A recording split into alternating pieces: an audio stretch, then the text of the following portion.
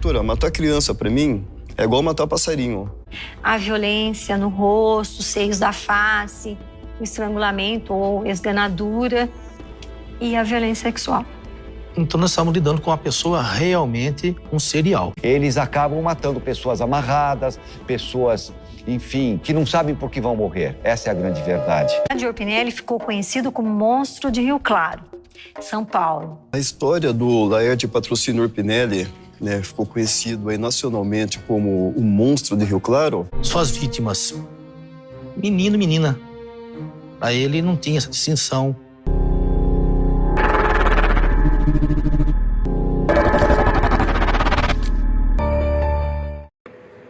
Olá, pessoal.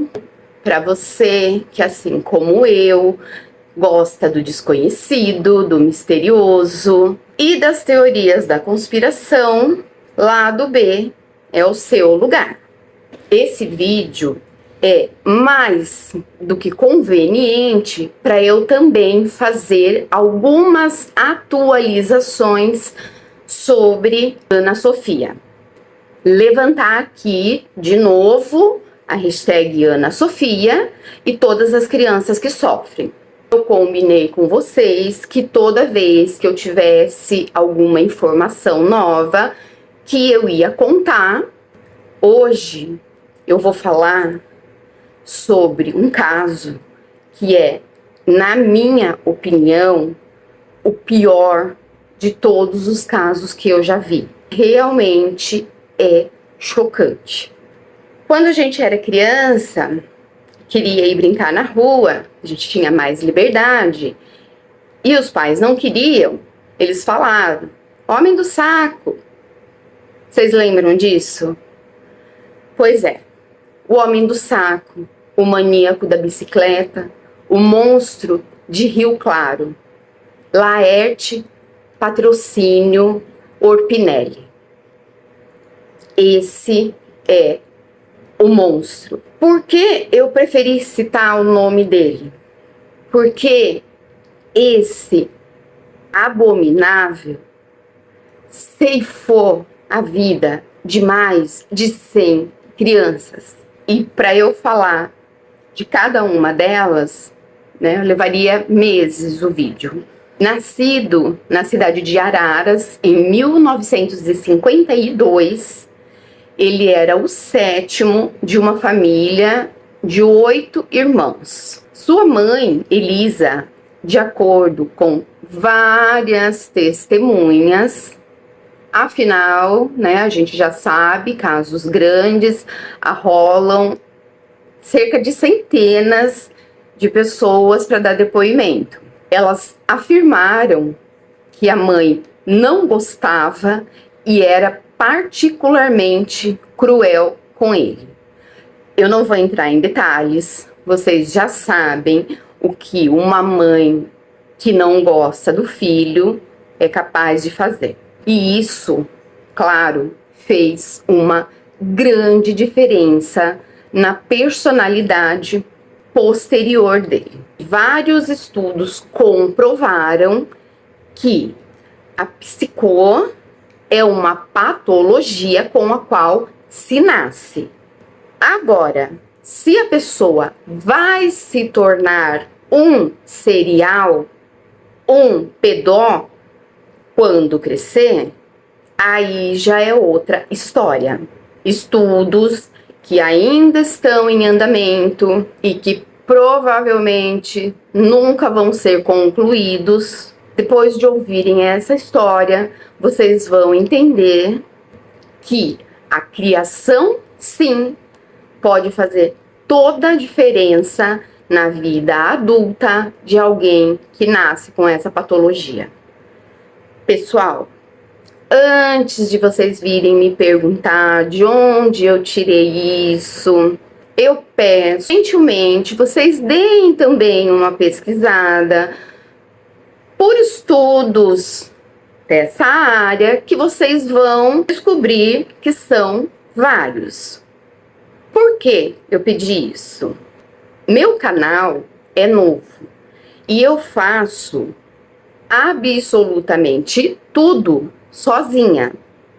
Pesquisa, roteiro, revisão de roteiro, gravação improvisada, porque eu não tenho um lugar próprio, eu não tenho ainda os equipamentos necessários, edito, procuro o máximo possível de imagens relevantes para elucidar, uso aplicativos gratuitos que têm as ferramentas bem limitadas, o que acaba demorando, dificultando mais o meu trabalho. Cada passinho que eu dou avançando na edição do vídeo, eu preciso exportar para a memória do celular, que não é tão grande assim, para depois colocar outras edições. Então eu acredito que vocês podem imaginar o imenso trabalho que eu tenho.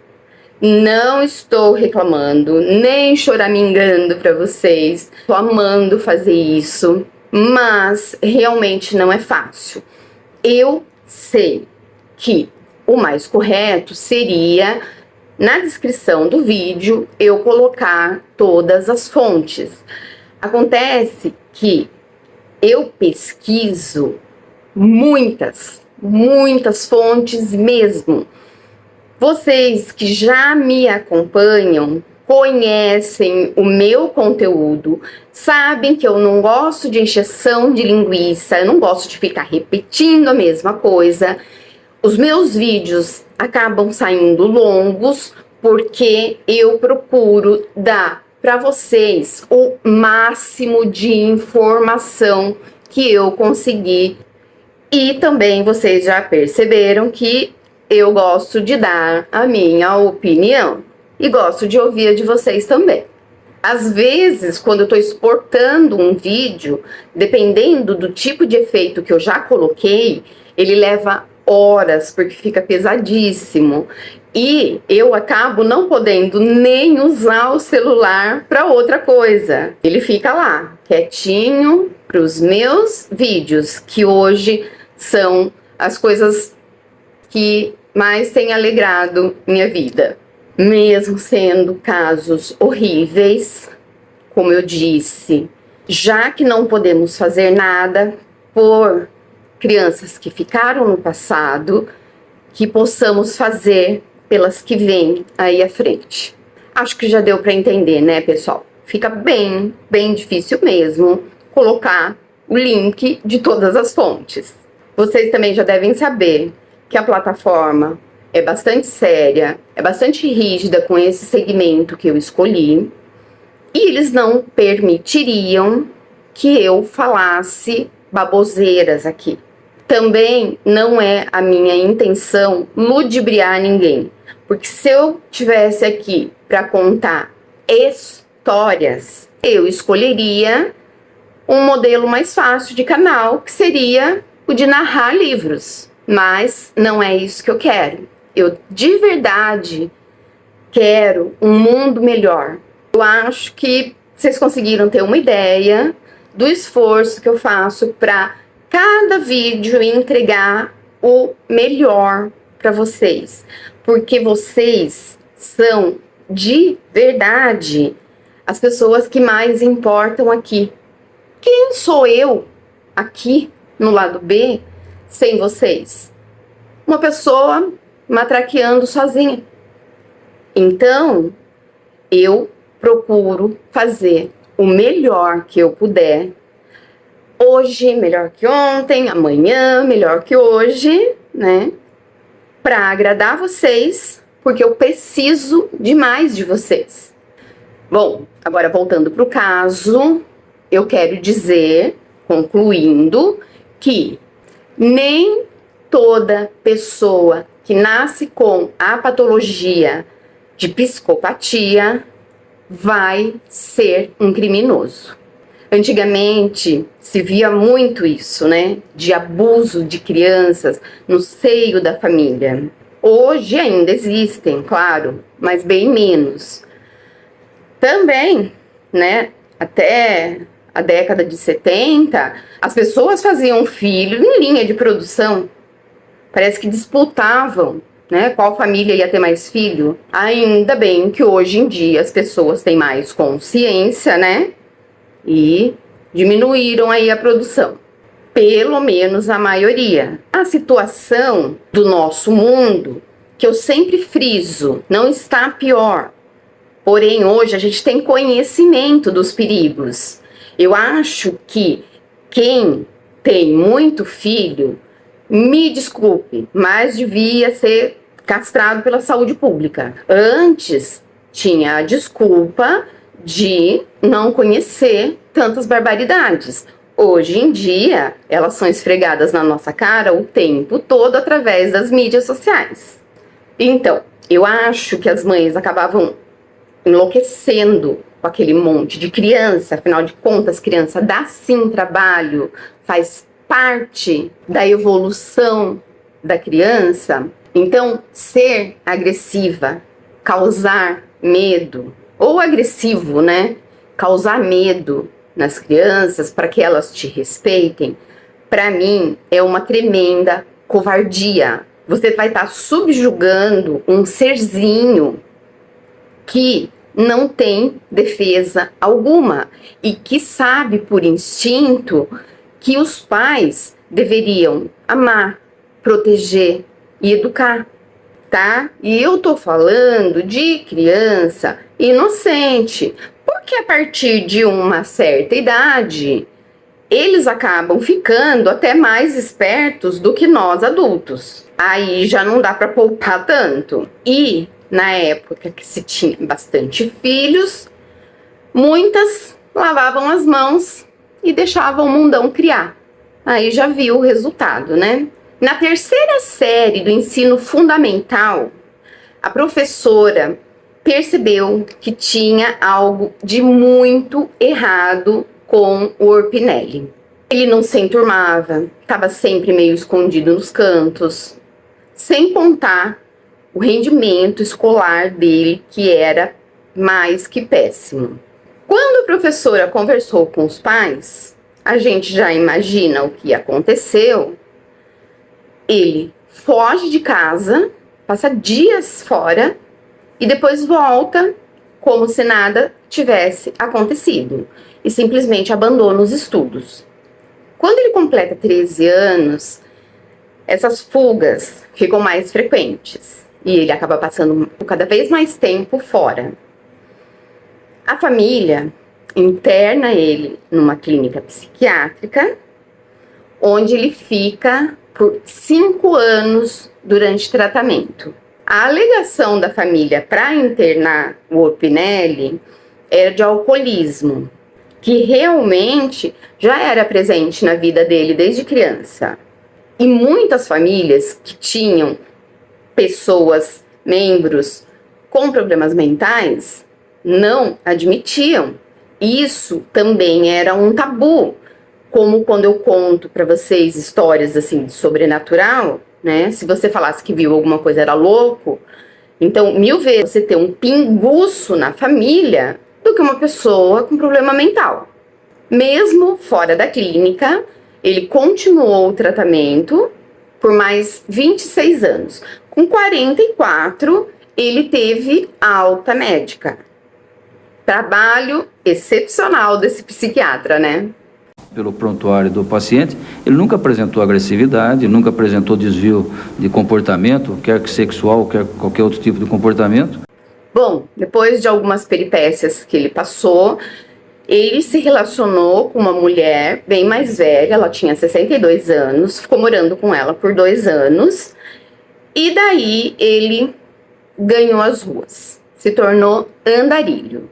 Ele podia não se dar bem na escola, mas na vida, pro que convinha a ele, aí ele era bem esperto. Ele usava aquela cara de pobre coitado que ele tinha para conseguir a empatia das pessoas. Isso se chama inteligência emocional. Vocês já devem ter ouvido. É gente que não sabe o resultado de 1 mais 1, mas para manipular as pessoas é uma beleza. Para disfarçar, né, a personalidade psico dele, ele engraxava portas de bares, de comércios.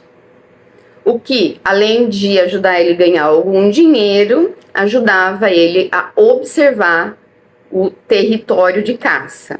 E com aquela cara de besta, ele também conseguia muitas doações. Nesse tempo, em 1970, que foi quando ele começou a exatamente isso.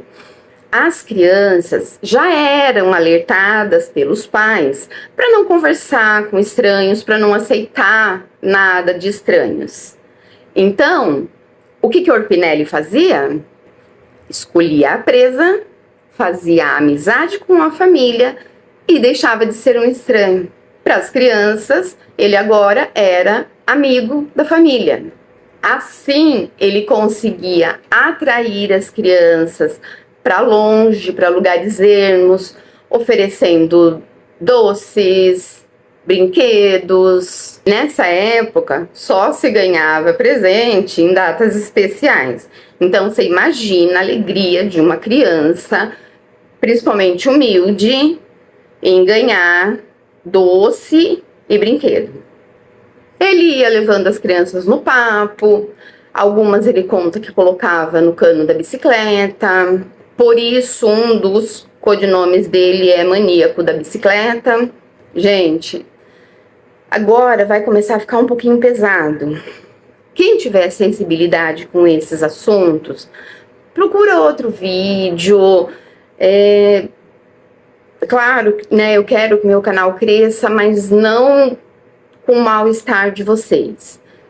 Ele conta que quando chegava nesses lugares ermos, ele amarrava a criança e o que dava prazer verdadeiro para ele era ouvir a criança gritar.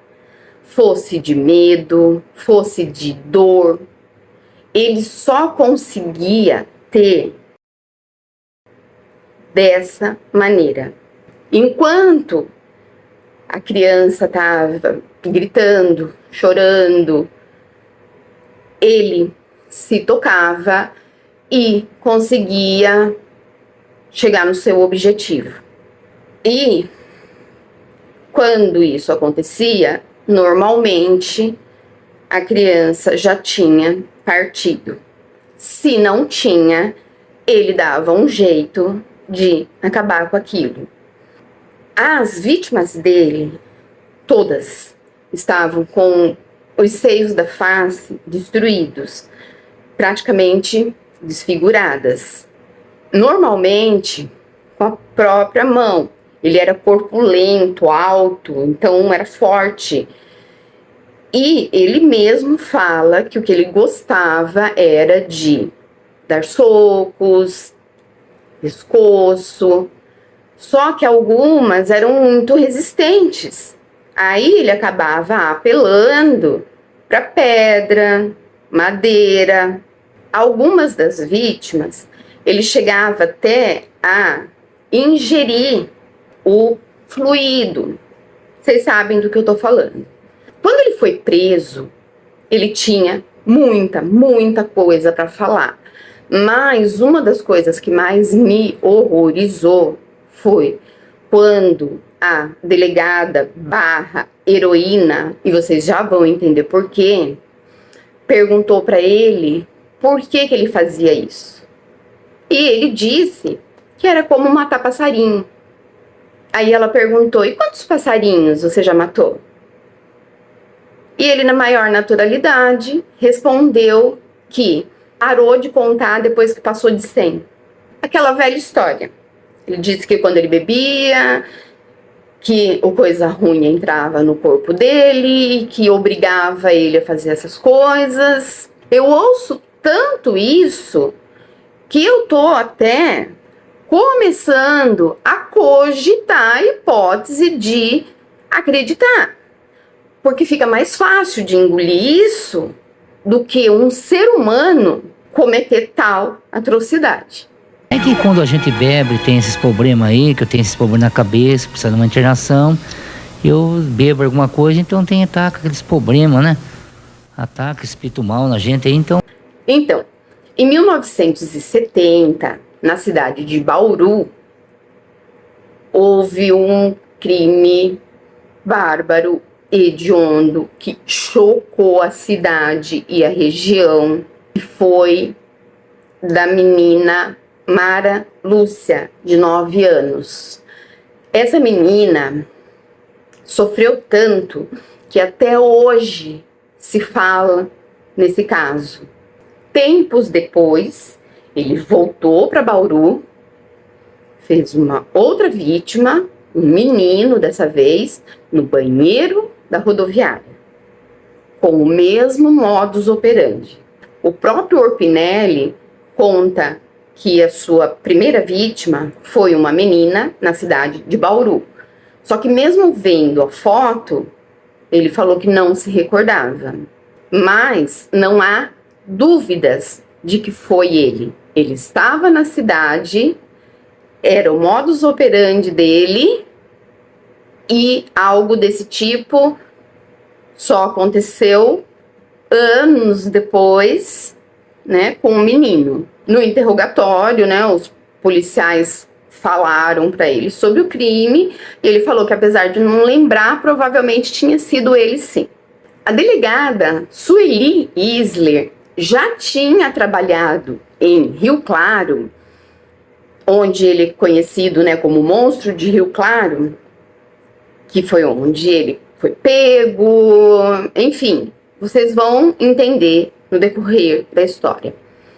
Em 1983, na época, ela era escrivã. Ela ficou sabendo, né, desses casos e sabia que tinha um homem, Francisco Demarco, que estava preso por causa desses crimes, que, mesmo preso, não pararam de acontecer.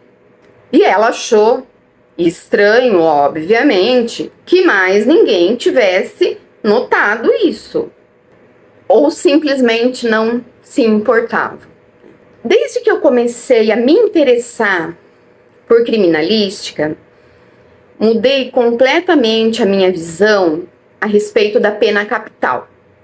Eu, que outrora era extremamente a favor, hoje eu sou completamente contra.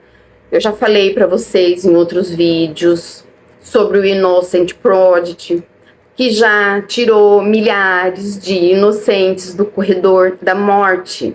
Nós não temos, infelizmente, em nenhum lugar do mundo como confiar cegamente nas autoridades. Vocês se lembram do caso do Henry, que confessou 600. Se vocês não assistiram, eu vou deixar no card aqui para vocês. Loucura total. Eu acho que só existe um ser capaz de julgar justamente quem merece ou não ter a vida ceifada, que é quem nos criou. Os criminosos que fazem isso, claro, precisam ser contidos, retirados permanentemente da sociedade. Existem alguns casos, assim, principalmente passionais, que há uma grande chance da pessoa não voltar a fazer. Mas, quando o criminoso já tem traços de serial, eu, até hoje, não vi nenhum ter recuperação. Nessa época, em 83, de tanto a Sueli insistir em continuar a investigação, porque apesar do Demarco estar preso, as crianças continuavam desaparecendo, as crianças continuavam partindo. Sabe o que aconteceu com ela? Foi transferida. Não te faz lembrar um outro caso que a gente tem aí, que diz que foi fechado, mas a gente ainda acredita que está em aberto, porque a polícia pode falar o que ela quiser, nós não somos burros, e vemos que ali tem muita sujeira escondida. Sim, eu tô falando da Ana Sofia. Eu falei para vocês, né, no início do vídeo, que as atualizações se encaixavam bem nesse caso. Então, vamos lá. Eu fiquei sabendo de mais um fedor aí, escapando debaixo do tapete de mentiras que é essa cidade de Bananeiras. Eu não sei como que pode uma cidade tão minúscula, 21 mil habitantes, né, ter tanta nojeira. Concluíram, para não dizer que tentaram fazer a gente engolir, que o Thiago premeditou tudo. Então, ele já se programou para o dia e para a hora exata em que ele ia subtrair a Sofia.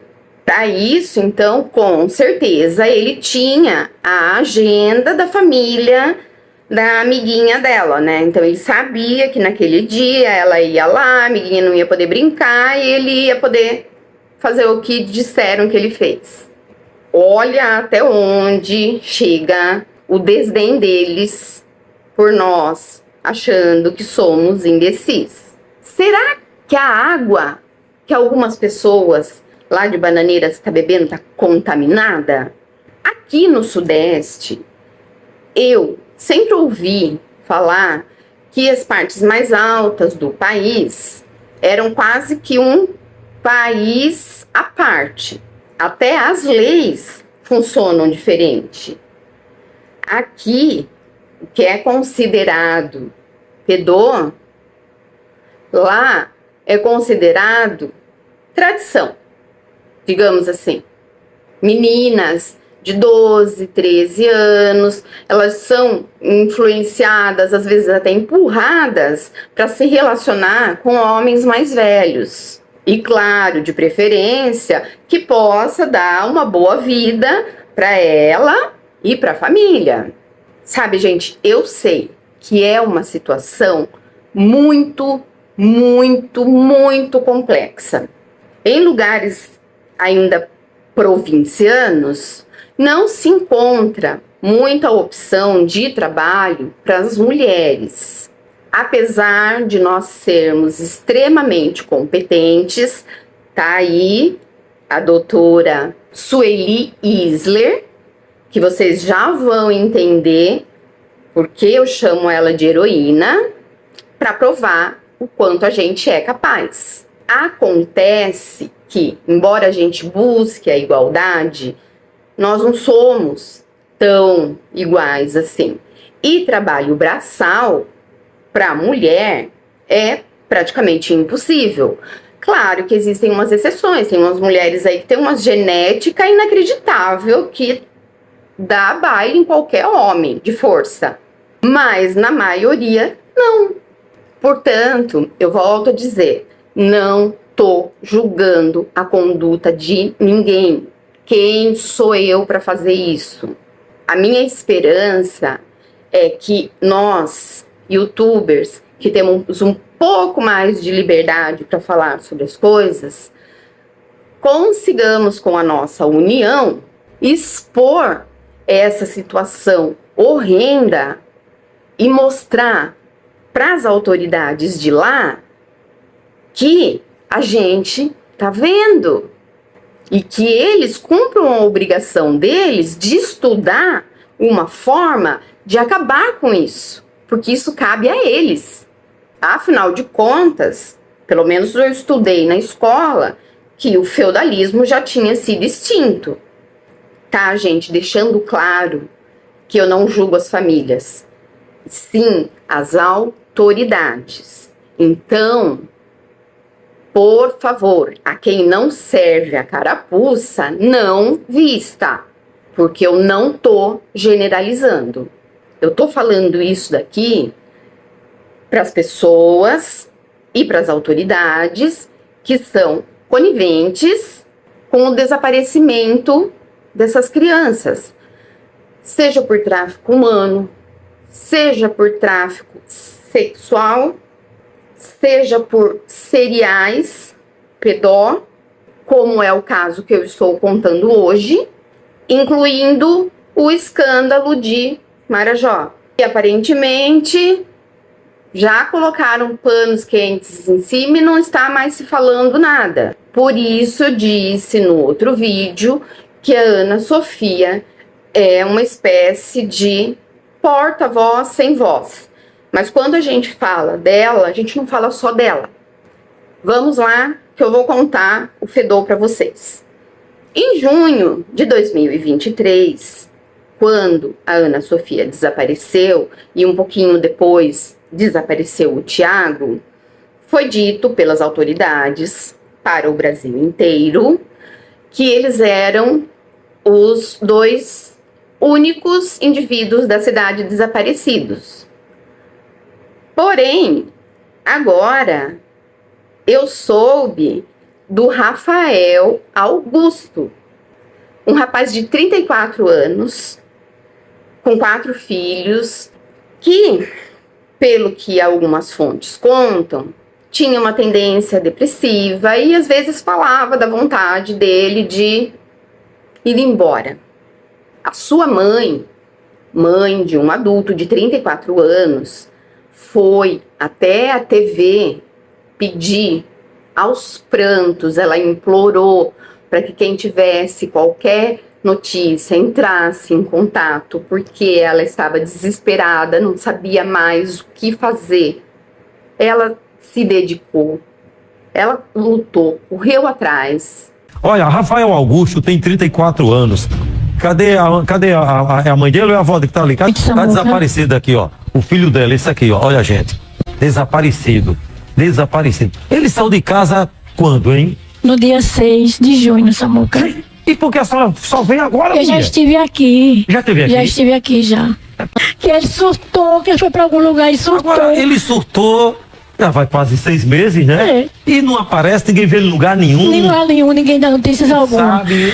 É por isso que eu estou aqui, Samuca, pra você uma pena. Gente. Quem vê este jovem em algum lugar, Oh, Jesus. andando por aí, Tá aqui a foto dele também na TV. ligue pra nós. Quem tiver alguma informação, Oh, meu Deus. por favor, eu te peço encarecidamente, ligue pra nós. São 3 telefones do pastor da nossa igreja. Já a mãe da menina de 8 anos só fazia choramingar e pedir ajuda financeira. E hoje, inclusive, a gente vê o seu advogado, o doutor Valdir, sutilmente tentando acabar com o abaixo-assinado, pedindo para que a Polícia Federal interfira. Eu vou deixar o link depois aqui na descrição do vídeo, para você, se quiser também saber o que aconteceu com a Ana Sofia e parar esse ciclo, assinar lá também. Dá uma olhadinha no canal do Romildo, Romildo Santos Portugal. Ele mostrou a mensagem desse advogado, que não conhece nem a lei da gramática, mas dá uma olhadinha lá no canal do Romildo, que ele tem a mensagem, né, o print da mensagem que ele recebeu do advogado. Ele tenta ser sutil, achando que a gente é imbecil, só que a gente não é. E a gente sabe interpretar as ameaças. Não só a mídia, como a polícia afirmou para todo mundo que Sofia e Thiago eram os únicos desaparecidos. Então, o Rafael, lá do distrito de Roma, não era ninguém? É fruto da nossa imaginação? O Paulo, do canal No Entanto, chegou a entrar em contato com a mãe do Rafael, Dona Nilde. E aconteceu algo muito estranho, porque uma mãe que estava desesperada procurando seu filho, de repente, ela faz de tudo para cortar a ligação. Ela inventa uma desculpa que chegou gente ali, não sei o quê. Uma mulher que antes queria falar, queria pedir ajuda, queria espalhar que o filho estava desaparecido, parece que ela tomou um cala-boca. Boa noite, tudo bom? Oi. Nesse telefone eu falo com a dona Nilde. Quem é? Então, eu fui amigo do Rafael. Certo. Então, eu queria saber se as pessoas tiveram alguma notícia dele. Até o momento não, meu querido. Nada, dona Nilde? Nada. Felizmente não. Poxa Infelizmente vida. não. E a imprensa? Temos nenhum. A imprensa não deu nenhum suporte mais não? A senhora? Sim. Tem que voltar lá na TV Arapuã. Estamos orando, confiando e esperando no Senhor, né? Amém. Somente. Amém. Estamos só na confiança em Deus, porque Ele pode fazer todas as coisas. Nós não podemos fazer nada. Não é Puxa verdade? vida. Você era amigo dele? Sim, sim. Não tem Pode mais... atender uma pessoa que chegou agora, parou o carro aqui, chegou um momentinho, viu? Tá bom. Já você liga, tá? Tá bom. E o Paulo também se ofereceu para cadastrar a foto, os dados da Ana Sofia no Smart Sampa. É um programa que está instalando 20 mil câmeras com biometria facial. Então, quer dizer, a pessoa que tiver cadastrada, se passar por uma câmera com biometria facial, vai ser identificada na hora. Ela vai despertar o alerta, a localização e, enfim, quem sabe, a descoberta do desaparecido. Mas acontece que o Paulo não recebeu nenhuma resposta. Simplesmente ignoraram ele. Acabou a vontade de encontrar a Sofia? No segundo vídeo que eu falei dela, eu já estava totalmente descrente da mãe. Porque conforme as investigações avançavam e as notícias viralizavam, eu ia juntando as peças e fui capaz de tirar a minha própria conclusão. Afinal de contas, eu não nasci ontem e eu sei que muita gente compartilha do meu pensamento. Tiago não tá morto. Principalmente agora, sabendo do Rafael, juntando aquela pressa de enterrar o suposto corpo do Tiago, que foi encontrado, depois foi sepultado tão rápido, que eu acho que foi o Flash que fez os exames nele. De colher amostra, de DNA, de papiloscopia. E em 2, 3 dias já ter o resultado, que em cidades mais evoluídas se leva semanas. Claro que no início, no primeiro vídeo, eu tive muita empatia com a Socorro. É mãe, mas acontece que eu não sou surda e não sou cega, e muito menos hipócrita para fingir que eu acredito no que estão tentando fazer a gente acreditar. Agora, junta toda essa informação com defunto recebendo encomendas. Então, eu continuo achando que o Tiago foi o interceptor, porque, como eu disse, agora estão alegando, é uma silhueta. Assiste centenas de vezes aquela silhueta e os outros vídeos para ver se você também não consegue ter certeza de que é sim a Ana Sofia que está entrando na casa. Então, para mim, ele interceptou sim, mas não para ele, mas para alguém que precisa ter a sua identidade preservada. Bom, voltando pro Orpinelli. Vocês já repararam em como essas histórias são parecidas? Em como praticamente só muda os personagens? Olha eu e minha indignação aí de novo. Vamos voltar, vamos focar. Quando voltou para Rio Claro, a Sueli, em 1994, já era delegada, já era doutora. E nessa época, na delegacia, estava em andamento a investigação da morte de 2 primos. A Osmarina Pereira Barbosa, de 10 anos, conhecida como Marina, e o seu primo, José Fernando Oliveira, de 9. E durante a investigação desse caso, criança desaparecendo, ossada aparecendo. Para Sueli, na mesma hora acendeu um sinal de que era a mesma pessoa lá de 1983. Aí, num belo dia, a polícia recebe uma denúncia. Parece que foi o próprio pai que foi depois na delegacia e contou que o fulano lá tentou agarrar a filha dele quando ela estava junto com uma amiguinha, próximo ao Horto Florestal de Rio Claro. Gente, esse horto foi, acho que o maior palco desse monstro. Aí o que a polícia faz? Leva ele, abre o boletim de ocorrência e libera.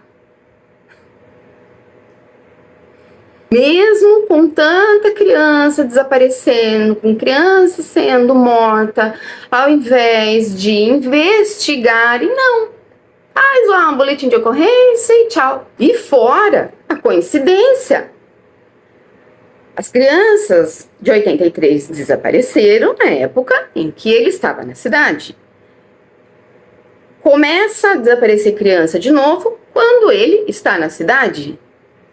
Então, esses policiais são o quê? Burros? Cegos? Sueli dá uma olhadinha por cima, sim, e ela vê que no processo o Orpinelli deixou um endereço. Mas acontece que ela era delegada da Narcóticos e ela não podia fazer parte dessa investigação. Pelo que eu vi, ela é uma das minhas que gosta das coisas em pratos limpos. Então ela não ia deixar quieto, vendo que os colegas não estavam fazendo o trabalho deles. Então ela anota o endereço e vai pessoalmente até a casa. Quando ela chega, a casa fica mais ou menos 2 quarteirões do Horto Florestal, né? Ela contando. A mulher que atende fala que ele não mora mais lá, é aquela mulher com quem ele viveu 2 anos, e a mulher ainda fornece toda a informação que ela pode para facilitar a investigação. Afinal de contas, ela também sofreu na mão dele. A Sueli, quando volta para a delegacia, ela passa todas essas informações para o responsável do caso das crianças desaparecidas. Assistindo a entrevista, né, do programa Investigação Criminal no canal Discovery, você percebe que ela não quer macular a imagem do colega, porém, pela expressão dela, facial, corporal, você nota a indignação, porque ela claramente demonstra que ele não deu a menor importância. Pegou as coisas que ela entregou, jogou ali, nunca nem mexeu. Pra mim, na minha opinião, puro machismo. Imaginem, né? Naquela época, uma mulher conduziu uma investigação melhor do que um homem. Logo depois do acontecido dele tentar agarrar a menina, dele ser levado para a delegacia, acontece o desaparecimento de uma outra menininha, chamada Crislaine. Aqui, as informações, elas se divergiram um pouco, mas não acredito que faça tanta diferença, porque a dor é a mesma com 3 ou com 5 anos. A Crislaine, ela é tirada de dentro da sua casa. Foi a primeira vez que ele fez isso. Mas é óbvio, né, que depois do pastelão que os policiais fizeram liberando ele, ia aumentar a autoconfiança dele. A mãe, que na minha opinião é uma tremenda de uma desnaturada, deixa a menina dormindo no sofá com a porta aberta e sai. Pelo que eu entendi, foi na casa de uma amiga, umas 3, 4 casas para frente. Foi o suficiente para ele. Essa mulher tinha que ter sido detida por negligência e abandono de incapaz. Nesse programa, eu vi o autor do livro, o jornalista Reginaldo Carlota, o livro é O Matador de Crianças, falar que esse caso foi uma exceção, né? Que ele gostava mesmo, era de crianças entre 9 e 10 anos. Porém, como eu disse, eu olho várias e várias fontes, né? Não foi uma exceção, não. Teve várias crianças de 3, de 5 anos. Então, ele estava um pouquinho mal informado. Aqui na minha cidade, a minha mãe cresceu, né, em São Paulo, então ela sempre teve a cabeça assim um pouco para frente. Ela já tinha esses cuidados, né, de trancar e tal. Mas eu conheci muita gente que saía, deixava a casa aberta, enfim. E a gente vê muita gente indignada por precisar trancar a casa. Eu vejo gente indignada porque não pode ir para a rua com uma roupa provocante. Pode sim, vai. Só que assuma a responsabilidade. Ninguém está falando que porque você deixou a casa aberta, a culpa é sua do bandido ter entrado. Não é isso. Acontece que, vendo as coisas que a gente vê, é nossa responsabilidade preservar a nossa segurança. Afinal de contas, a polícia não vai dar conta de todo mundo. Sim, seria perfeito se a Terra fosse um paraíso, mas infelizmente não é. Então é melhor a gente parar de acreditar em conto de fadas e viver de acordo com a realidade. Isso vai causar um certo sofrimento no início, mas vai poupar muita dor lá na frente. Então, a velha história, prevenir é melhor do que remediar. Essa foi a primeira vez que ele pegou uma criança de dentro de casa. Fez uma vez, faz mais. Graças a Deus que a doutora Sueli Isler não desistiu. Ela foi fazendo a investigação paralela dela e tentando conseguir entrar no caso. Mesmo ela já tendo se antecipado, o monstro não era tão imbecil na vida como ele era imbecil na escola, né? Lembra lá da inteligência emocional. E quando a doutora Sueli assumiu, ele já não estava mais em Rio Claro. Então, o que ela faz? Primeira atitude, ir para Araras, cidade onde ele nasceu e cresceu.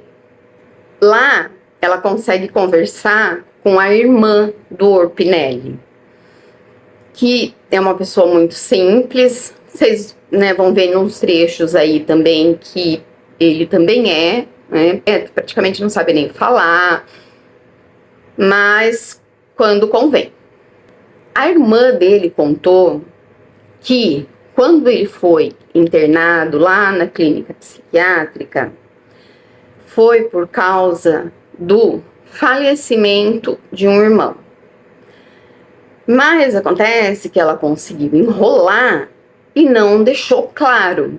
Ficou suspenso no ar, mas tudo indica que, digamos, a culpa foi do Orpinelli. Mesmo que tenha sido um acidente, parece que foi ele que provocou a morte do irmão. Eu procurei, mas não tem nenhuma notícia. Então, acho que a família conseguiu, né, abafar mesmo isso. Nessa altura, o Orpinelli estava em Itu. E, infelizmente, como a equipe da Sueli conseguiu rastrear? Vítimas. A Sueli, extremamente profissional e humilde, entrou em contato com as delegacias da região para juntarem forças para fechar essa situação. E ele acaba sendo preso em 2000 na cidade de Leme. A PM de Leme fez a prisão graças à doutora Sueli Isler, que uniu forças para fazer a prisão dele. Na investigação fechada, ele cometeu os seus atos abomináveis entre 40 e 60 cidades.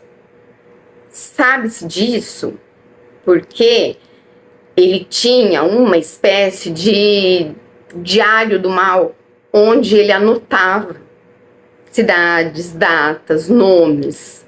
Quando ele foi preso, apareceu na delegacia um garoto que trabalhava numa floricultura.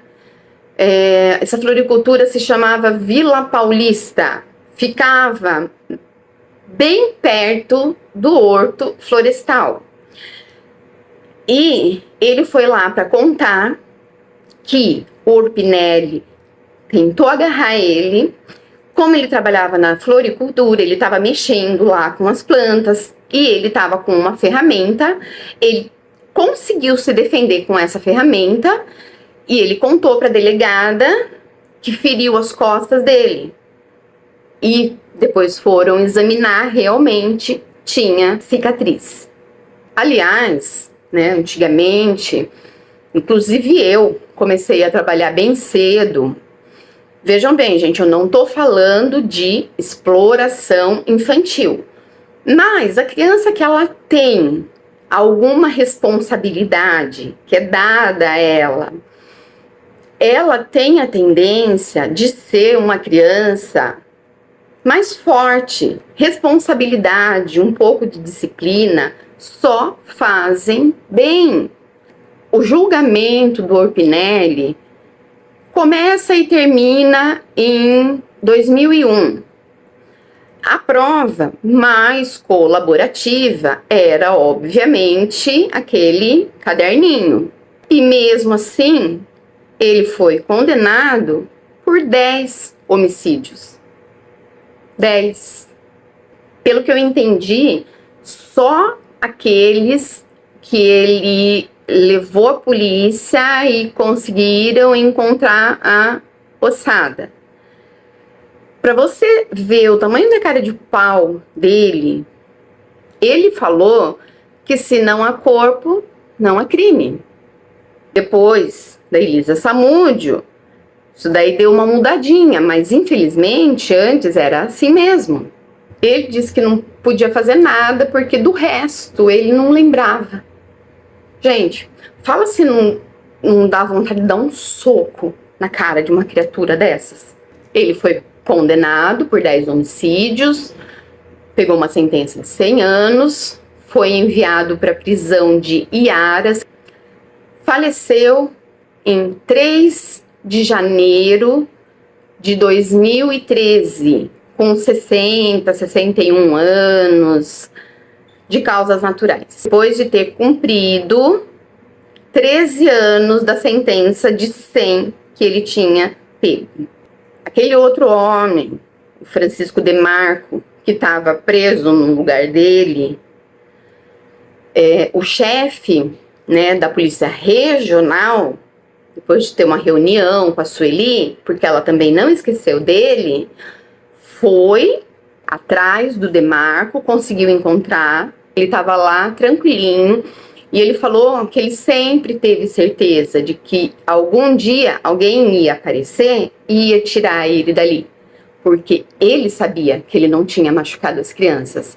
E infelizmente as crianças iam continuar sendo machucadas e só dessa maneira iam enxergar a injustiça que tinham cometido.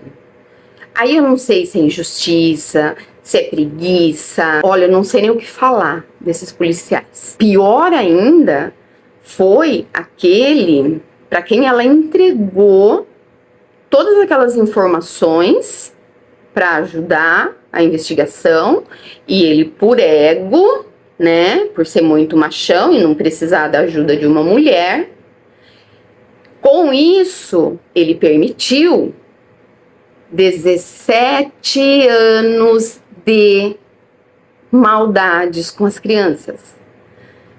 Orpinelli atuou, digamos assim, por 3 décadas, 30 anos. Se não fosse esse policial imbecil, que nem o nome foi divulgado, podia ter prendido o Orpinelli lá em 83 e ficaria 17 anos sem crianças sofrendo. A delegada, além de ser nota 11 na investigação, sabe conduzir um interrogatório como ninguém. Eles já tinham certeza, né, da autoria do Orpinelli, porém, coisas pesadas assim, você quer saber o porquê. E ele não falava, ele não abria a boca. Então, a Sueli instruiu a equipe também a serem cordiais com ele, porque ele era um tipo de pessoa que tinha uma patologia mental e quanto mais pressionasse, mais ele ia se fechar. Uma das estratégias que ela usou foi melhor o senhor contar tudo pra gente, porque se o senhor não contar, a gente vai ter que liberar o senhor. A delegacia tá cheia de gente ali na frente te esperando, e se a gente te liberar, vão te linchar. Aí ele contou uma ou outra coisinha. Ela esperou a poeira baixar e levaram ele até o horto florestal.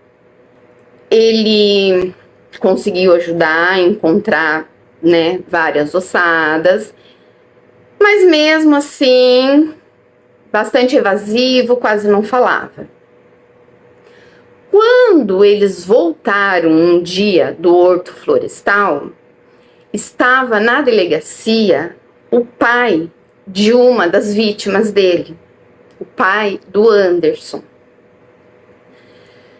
Quando os dois ficaram frente a frente, ele falou para o Orpinelli, aos prantos, como você teve coragem de fazer isso com a nossa família.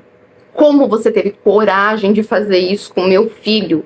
Você frequentava a minha casa. Eu era seu amigo. Depois desse acontecimento, aí a língua dele parece que criou vida própria.